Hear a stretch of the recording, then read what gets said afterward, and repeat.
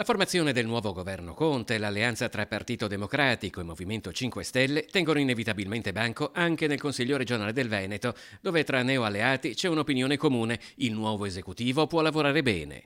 Le premesse sono positive, c'è un approccio diverso e già questo è un segnale di novità e di positività, perché a fronte di problemi complessi non si può sempre fare una politica urlata, una campagna elettorale continua, occorre ponderazione, occorre un approccio che affronti la complessità delle cose. L'importante è che si riescano a fare i punti del programma, a rispondere alle esigenze dei cittadini veneti. Auspichiamo che l'autonomia arrivi in breve tempo e tutta una serie di situazioni che devono essere definite. Questi sono i problemi del Paese, dei cittadini, che vanno risolti, non con nuove elezioni ma con un nuovo governo stabile che possa risolvere i problemi. Su quanto possa durare il governo Conte ha le idee chiare il capogruppo della Lega Nicola Finco. Ma sicuramente fino all'elezione del nuovo Presidente della Repubblica, perché si sono messi assieme solamente per la spartizione del potere e quindi la finalità è questa. Due partiti politici che non hanno nulla in comune se non le poltrone.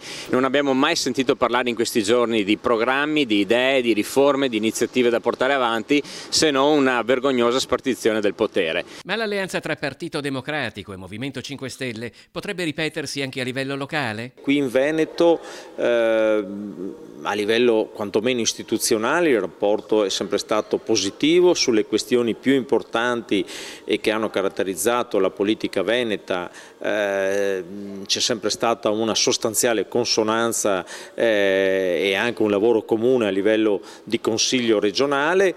Credo che occorra continuare a parlarsi e a cercare di costruire qualcosa in prospettiva. Già prima con l'alleanza di governo con la Lega eravamo all'opposizione qui in Consiglio regionale a Zaia e continueremo a farlo oggi che il governo è con il Partito Democratico, chiaramente. Rimaniamo fedeli a quelli che sono i nostri valori ideali. Solo civiche?